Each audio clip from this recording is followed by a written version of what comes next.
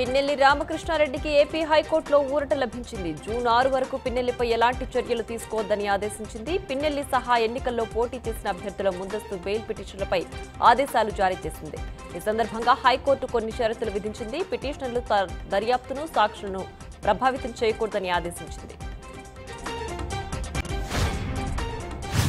Pinnelli ఎపిసోడ్పై AP రాజకీయ దుమారమే చెలరేగుతోంది. అసలు ఈ వీడియో ఎలా బయటకొచ్చిందన్న దానిపై టీడీపీ, వైసీపీ మధ్య మంటలు రేపుతోంది. ఈ క్రమంలో సీఈఓ మీనా కీలక వ్యాఖ్యలు చేశారు. ఆ వీడియో ఎన్నికల కమిషన్ నుంచి విడుదల కాలేదని స్పష్టం చేశారు. దర్యాప్తు సమయంలోనే లీక్ అయి ఉండొచ్చని అభిప్రాయపడ్డారు.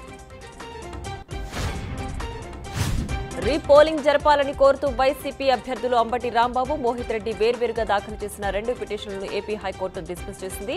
పోలింగ్ రోజు హింసాత్మక ఘటనల నేపథ్యంలో రీపోలింగ్ జరపాలని పిటిషన్ దాఖలు చేశారు. ఎన్నికలు అయిపోయాక ఈ విషయంలో తాము జోక్యం చేసుకోలేమని స్పష్టం చేసింది ధర్మాసనం. వచ్చే వారంలో మేడిగడ్డను సందర్శించనున్నారు సీఎం రేవంత్ రెడ్డి. ఆలోగా యుద్ధ ప్రాతిపదికన పనులు పూర్తి చేయాలని మంత్రి ఉత్తమ్ కుమార్ రెడ్డి ఆదేశించారు. ఎల్ఎన్టీ ప్రతినిధులు, ఇరిగేషన్ అధికారులతో మంత్రి సమీక్ష నిర్వహించారు. ఎన్డీఎస్ఏ మధ్యంతర నివేదికపై చర్చించారు. దేశంలో 6వ దశ ప్రచారానికి తెరపడింది. ఈ విడతలో 58 స్థానాలకు రేపు పోలింగ్ జరగనుంది. హర్యానా, పంజాబ్, ఒడిశా, బెంగాల్ రాష్ట్రాల్లో ప్రధాన పార్టీల అగ్రనేతలు ప్రచారంతో హోరెత్తించారు. ఈ క్రమంలో ఢిల్లీలో 7 లోక్సభ స్థానాలకు ఒకే రోజు పోలింగ్ నిర్వహిస్తారు. ఎలాంటి అవాంఛనీయ ఘటనలు జరగకుండా ఈసీ అన్ని చర్యలు తీసుకుంది.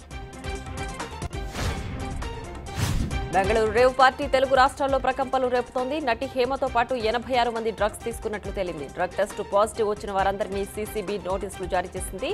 టాలీవుడ్ కి చెందిన కొందరు నటులు, బుల్లితెర నటులు, మోడల్స్, పలు రంగాల ప్రముఖులు రేవ్ పార్టీలో పాల్గొన్నారు. ఛత్తీస్గఢ్ లో మరోసారి ఎన్కౌంటర్ జరిగింది. భద్రతా బలగాలు, మావోయిస్టుల ఎదురుకాల్పుల్లో 7 మావోలు హతమయ్యారు. ఇటీవల ఛత్తీస్గఢ్ అడవులను భద్రతా దళాలు జల్లెడపడుతున్నాయి. వరుస ఎన్కౌంటర్లలో అనేక మంది మావోయిస్టులు చనిపోతున్నారు.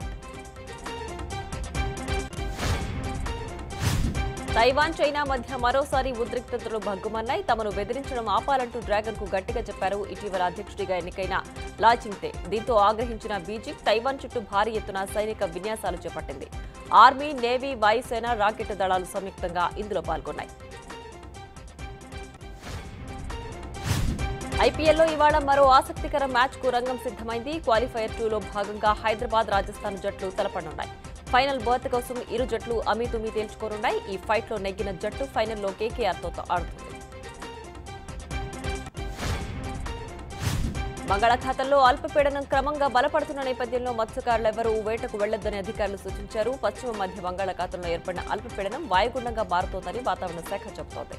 ఈ నెల 26వ తేదీ సాయంత్రానికి అది మరింత బలపడి తుఫానుగా మారుతుందని స్పష్టం చేసింది.